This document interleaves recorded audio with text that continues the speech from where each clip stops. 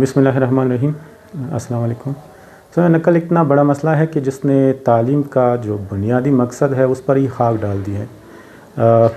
ہم کافی عرصے سے میں پرائیویٹ اسکول میں پڑھاتا رہا ہوں, ابھی ڈگری کالج میں پڑھا رہا ہوں, تو ہم دیکھتے ہیں کہ جب سے نقل کھلے عام چلنے لگی ہے تو جو بچے ہیں انہوں نے سیکھنا بند کر دیا ہے, کیونکہ بچوں کے پاس اتنا شعور نہیں ہوتا. ان کا مقصد بنیادی طور پر صرف ایگزام پاس کرنا ہوتا ہے. تو جب ان کے پاس ایک سلوشن ہے اور ایک بیٹر سلوشن ہے جس میں محنت کی بھی ضرورت نہیں ہوتی, تو میرا نہیں خیال کہ ان کا ذہن کسی اور کی طرف جا سکتا ہے.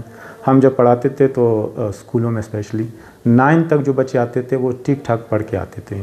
کم از کم امتحان کے لیے صحیح لکھن کتابیں پڑھتے تھے, ہوم ورک کر لیا کرتے تھے. لیکن جو ہی 10 میں آ جاتے تھے 9 کے ایگزام کو نقل کے ذریعے کر کے پہنچتے تھے تو ان کا کام ہو چکا ہوتا تھا. وہ پھر کسی قسم کی محنت نہیں کرتے تھے, بڑی مشکل سے انہیں پڑھایا جا سکتا تھا, یہاں تک کہ وہ کلاس میں بھی ڈسٹربنس پھیلاتے تھے.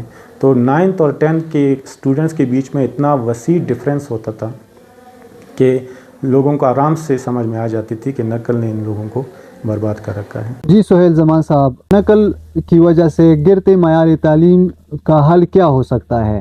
اس کا تو بنیادی حل یہی کہ ہم کوشش کر لیں کہ نقل کو ہی کم کر لیں, اس کو روک تھام کے لیے کوشش کر لیں. کہ آہستہ مکمل تو ہم یہ کہہ سکتے کہ ختم تو نہیں ہوگا اس سال یا آنے والے کچھ سالوں میں, لیکن بچوں کے ذہنوں پہ کام کرنا ہے کہ نقل آپ کو مستقبل میں آپ کی جو بنیادی صلاحیت ہے وہ کس طرح آپ کو ختم کر دیتی ہے اور اندر سے بندے کے ذہن کو کس طرح کھوکھلا کر دیتی ہے. تو اس چیز پر کام کرنی چاہیے انفرادی طور پر.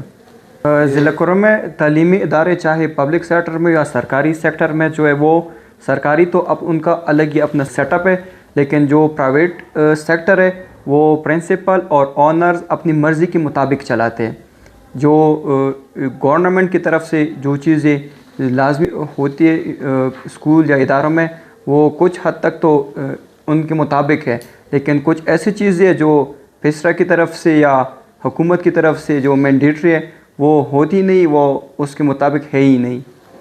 جس طرح اسکول میں ہم اگر دیکھ لیں تو پرائیویٹ سیکٹر میں لیبارٹریز نہیں ہوتی, کمپیوٹر لیبز نہیں ہوتے, پانی کا صاف شفاف سسٹم نہیں ہوتا, لائبریریز نہیں ہوتی, بچوں کے کھیلنے کودنے کے میدان نہیں ہوتے جو تعلیمی نظام میں بہت اہم کردار ادا کرتے. اس کے ساتھ ساتھ جو آج کل ہماری کریکولر ایکٹیویٹیز ہے وہ گورنمنٹ سیکٹرز میں تو ہوتی رہتی ہے, وہ اکتوبر اور نومبر کے مہینے میں, لیکن پرائیویٹ سیکٹرز میں بہت کم اداروں میں یہ چیزیں ہوتی ہیں جو تعلیمی نظام کا ایک اہم حصہ بھی ہے اور ضروری چیز ہے بچوں کے تعلیمی کریئر کے لیے.